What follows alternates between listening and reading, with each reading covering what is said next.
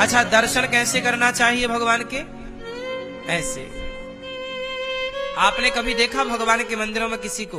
भगवान के मंदिर में जाते हैं लोग ऐसे करके खड़े हो जाते हैं, ऐसे ऐसे ऐसे दर्शन। हे प्रभु, ये इसका भाव ये है हाथ उठाने का कि हे प्रभु, जैसे छोटा बच्चा जब आपकी गोद में आना चाहता है ना, तो बताओ, छोटा बच्चा जब आपकी गोद में आना चाहता है तो उसकी मुद्रा कैसी होती है? कैसे खड़ा होता है वो? बनाओ जरा सब लोग ऐसे हाथ। बच्चा छोटा जब आपकी गोद में आना चाहता तो कैसे करता है?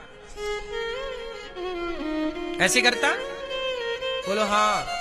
फिर आप उसे उठा लेते हैं। तो छोटा बच्चा अपने दोनों हाथ इसलिए उठा देता है कि मैंने अपना काम कर लिया, अब तुम जल्दी अपने हाथ बढ़ाओ और मुझे उठाओ। ऐसे ही भक्त जब अपने दोनों हाथ बढ़ाता है तो भगवान कहते हैं कि तुम दोनों हाथ बढ़ाओ तो सही, जगन्नाथ जी के हाथों को देखो तो सही, तुम्हारे लिए ही तो बढ़े हैं उनके हाथ आगे के लिए, पर तुम अपने हाथ बढ़ाते ही नहीं। तुम उस बच्चे की तरह गोद में आना ही नहीं चाहते। तुम तो बस हे भगवान हमें गोद में मत लो, बहू के बस बेटा होना चाहिए बस। हम तो 16 सोमवार करेंगे शंकर जी, हमारे ऐसे हो वैसे हो जाए, बड़ा हो जाए, बढ़िया हो जाए, सब अच्छा हो जाए। दिन भर मांगते रहते होते ना, मांगने के बाद भी फिर भी रो रहे हैं, फिर भी रो रहे, ये नहीं मिल रहा, वो नहीं मिल रहा। क्यों मैया? अच्छा ये बताओ, आप लोगों को परेशान कर कौन रहा है? सारा संसार दुखी है, सबको हम रोता हुआ ही देखते हैं। अभी हम आप लोगों से पूछने लग जाएं आपके घर की कहानी, अभी आप रोने लगे, हमारा हम भी बड़े परेशान है, क्या बताए, किसको सुनाए, क्या करें। तब को अभी बोले तो सब रोने लग जाएंगे, सब परेशान है। आप जितने बैठे हो ना सब परेशान है, सब अपनी अपनी दिक्कत निकाल के अब भी बैठ जाएंगे, हमारी ये समस्या, हमारी ये समस्याओं का नाम ही जिंदगी है, समस्याओं से घिरा। अच्छा ये बताओ, जंगल में रहने वाले जंगली पशु पक्षियों के जीवन में समस्या नहीं है क्या? बोलो। चिड़िया अंडा रखती है, अंडा रख के उड़ कर गई खाने, तब तक उसके अंडे दूसरा पक्षी आके खा जाता है, समस्या नहीं है? चलो अंडे से बच्चा निकल भी आया, उसके चूजे निकल आए, बच्चे निकल आए, तो भी दूसरा पक्षी आता है और उसके बच्चे खा जाता है। बोलो हाँ। जंगल में हिरनी बच्चा पैदा करती है, अभी पूरा बच्चा पैदा नहीं हो पाया कि शेर आ जाता है और उसका नवजात बच्चा शेरनी, वो हिरनी तो भाग जाती है, या उसको नहीं भाग पाए तो उसे भी और उसके बच्चे को भी शेर खा जा। जन्म लेता हुआ अभी पैदा चाट नहीं पाई वो अपने बच्चे को, पहला दूध नहीं पिला पाई और शेर आके उसके बच्चे को खा जाता है। बोलो हाँ कि ना? क्योंकि प्रसव होता है ना तो वो खून निकलता है तो उसकी गंध शेर, चीता इत्यादि को आ जाती है, तुरंत वो नवजात बच्चे पर अटैक करते हैं। ये जंगल का रोजमर्रा का काम है, नहीं है? भेड़िए, शेर तो चलो आए और खाए तो पहले मारता है फिर खाता है, पर भेड़िए यदि किसी हिरण को पा जाए तो उसे पहले मारते नहीं है, पीछे से खाना शुरू कर देते हैं, उसका पूरा मांस नोच डालते हैं और वो जिंदा रहता है। अब सोचो, समस्याएं केवल तुम्हारे साथ थोड़ी हैं, आज जंगल में जितने भी जंगली जीव जंतु हैं सबकी समस्याएं हैं, एक दूसरे के सारे दुश्मन हैं जंगल में। बताओ कौन जंगल में एक दूसरे का दोस्त है? नाम बताओ। हिरन चरता है, यदि खड़ा है चरने के लिए तो भेड़िए का डर, शेर का डर, चीते का डर। पानी पीने जा रहा है तो ठीक से पानी नहीं पी पाता क्योंकि पानी में मगर होता है, मगर खा जाए। बोलो हाँ। सोचो पशु पक्षियों को कितनी तकलीफ। आज देखो मछली पकड़ने वाला मछुआरा मछली को क्या करता है? दाना बनाता है। मछली को ही एक बंसी होती है मछुआरों के पास जिससे वो मछली पकड़ते, तार होता है, कांटा लोहे का कड़ा, मछुआरा क्या करता है, बड़ी मछली पकड़ता है 1 किलो की 2 किलो की, और उस मछली को पकड़कर उसकी आंख होती है ना, इस आंख से वो डालता है सूजा लोहे का, इस आंख से डालता है और इस आंख से निकाल के और उसको धागे में बांध देता है और उस मछली को पानी में डालता है। सोचिए, उसकी दोनों आंखों से वो लोहे का कील डाल दी उसने और उसे पानी में, वो मारा नहीं, अभी मछली मरी नहीं है, और वो पानी में तब तक तड़पती है जब तक कोई दूसरी मछली उसे आकर, और दूसरी मछली उसे आकर खाती है तो दूसरी मछली भी फंस जाती है। हाँ या ना? मछुआरा क्या करता है, एक मछली को पानी में डालता है कांटा लगाकर, दूसरी मछली को लगा, मछली वो जाके खाती है तो वो भी उसके कांटे पे जाल में फंस जाती है। तो सोचिए कितनी देर तक, अब सोचिए आपकी आंखों में पूरा सरिया डाल दिया जाए इस तरफ से उस तरफ, कितना कष्ट होगा, और उसे पानी में डाल दिया जाता है और वो तब तक तड़पती है जब तक दूसरी मछली उसे खा नहीं जाती। बोलो हाँ, ये बात सही है कि गलत है? बोलो हाँ। तो जीवन कठिन केवल तुम्हारा ही है क्या? मछली का जीवन तुमसे कठिन है नहीं है? बोलो मेरी माँ, मुर्गी का जीवन कितना कठिन है, बेचारी के पंख नोच लिए जाते हैं। शेर चीते का जीवन कितना कठिन है। कौन सरलता से जीवन गुजार रहा है बताओ? कठिनाई का नाम जीवन है मेरी माँ। तुम्हारे बच्चे तो पल जाते हैं, बढ़ जाते हैं, बड़े हो जाते हैं, तुम्हें तो सुकून से पानी मिलता है पीने को, सुकून से खाना मिलता है। चिड़िया को, पशु पक्षी को तो सुकून से पेट भर भोजन नहीं मिलता, सुकून से पानी नहीं मिलता, न रहने का घर है, न खाने को भरपेट। 84 लाख योनियों में यही है क्रम। आप ही मनुष्य ही सबसे ज्यादा सुखी है। बोलो हाँ कि ना? फिर भी तुम भगवान के पास जा जाके, हे भगवान ये दे दो वो दे दो, क्या बताएं? जो मिला है, जो प्राप्त है, उसे पर्याप्त क्यों नहीं समझते? इसलिए हाथ उठाकर भगवान से यही कहना चाहिए कि प्रभु आपका दर्शन करने आए, प्रभु हमें स्वीकार कर लीजिए। हाथ उठाकर दर्शन, केवट ने हाथ बढ़ाया ना, ऐसे हाथ बढ़ाने का मतलब प्रभु हमें अपने गोद में धारण कर लो, हमें स्वीकार कर लो। समर्पण करना चाहिए भगवान के द्वार पर। राम जी केवट को गले लगाते हैं। केवट देखो, लोग कहते हैं जो जातियों के नाम पर भेदभाव करते हैं और राजनीतियां करते हैं, उनके लिए ये राम जी और केवट का मिलन बड़ा मैसेज अच्छा देने वाला है कि राम जी ने कहीं जातियों को इस तरह से नहीं कि तुम्हारी जाति ऊंच है तो नीच है, ऊंच नीच का कोई भेद राम जी के यहाँ तो नहीं है। राम जी केवट को गले से लगाते हैं, निषाद राज को गले से लगाते हैं, और शबरी माता सबर जाति की थी, उनके जूठे बेर खाते हैं। अब बताइए, ये जातियां जो हैं, क्या ये भगवान की भक्ति में बाधा है? नहीं। क्या भगवान को पाने का अधिकार सबका नहीं है? क्या भगवान की पूजा करने का अधिकार सबका नहीं है? बिल्कुल है, सबका है। जातियां व्यवस्था के लिए बनाई थी सनातन में, पर बाद में उन जातियों को लोगों ने छुआछूत के नाम से कन्वर्ट कर दिया, आपस में ही लड़ गए, मर गए छुआछूत के नाम पर। इसलिए सनातनी को किसी भी ब्राह्मण हो, क्षत्रिय हो, वैश्य हो, शूद्र हो, हमें छुआछूत नहीं रखनी चाहिए। क्या नहीं रखना चाहिए?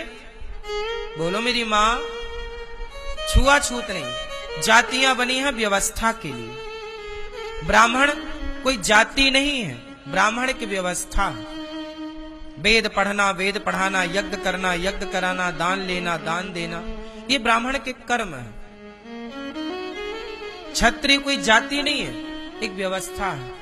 युद्ध लड़ना, तलवार चलाना और अपने राष्ट्र को, अपने राज्य को, अपने देश को विजयी रखना, ये क्षत्रिय का धर्म है। जो तलवार संभाले, जो वेद संभाले, पुराण संभाले, वो ब्राह्मण। जो तलवार संभाले वो क्षत्रिय, जो पैसा संभाले वो वैश्य, और जो सेवा संभाले वो शूद्र। ये व्यवस्था बनाई थी।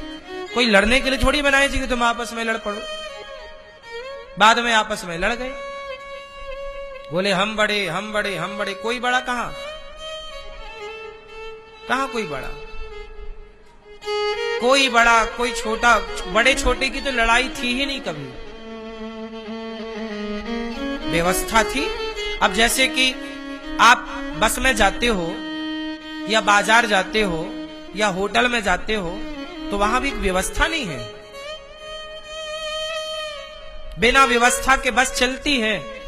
ड्राइवर एक व्यवस्था है, कंडक्टर एक व्यवस्था है, उन दोनों के बिना बस खड़ी है तो खड़ी है, चले कैसे? बोलो भाई। दर्जी कपड़ा सिलना एक व्यवस्था ना है आपके लिए? जूता सिलना क्या है? आपके शरीर को क्या क्या चाहिए? सुनो, आपके लिए कपड़े चाहिए थे तो जिसने कपड़े बनाए उसे दर्जी कह दिया गया। आपको पानी पीना था तो फ्रिज थी नहीं, ठंडा पानी कहां मिले, तो घड़ा बनाया, जिसने घड़ा बनाया उसे कुम्हार कह दिया। जिसने आपके लिए जूते चप्पल बनाए उसे लोहार कह दिया, मोची कह दिया। जिसने जूते चप्पल बनाए उसे मोची कह दिया। ये मोची भाई साहब हैं, ये आपके लिए जूता चप्पल बनाएंगे। अब आपको चाहिए कि आप किसान थे तो हल चलाने के लिए ना वो कुसिया जो होता है हल चला, वो लोहे का होता है। बैल जो हल चलाते हैं ना मैया खेतों में, वो काय का होता है? लोहे का होता है, जो नीचे जमीन खोदता हुआ चलता है। ट्रैक्टर में भी जो कल्टीवेटर होता है वो लोहे के ना होता है, तब ना जुताई होती है किसानों की। तो वो व्यवस्था कौन करता? लोहार। तलवार कौन बनाएगा?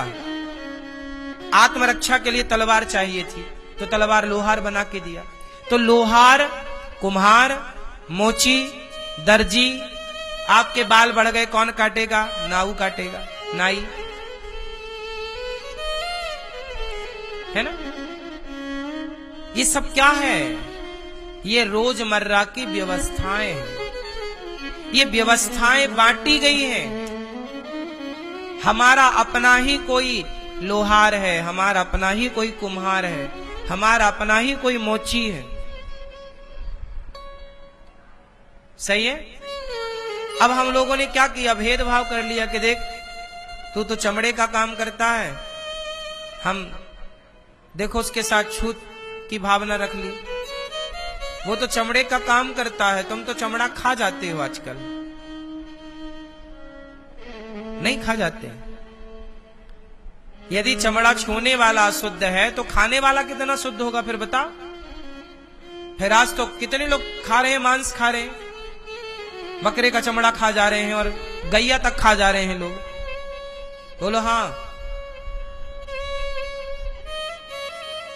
बात सही है कि गलत है? कहते हैं कि हिंदू मुस्लिम भाई भाई। कैसे भाई भाई?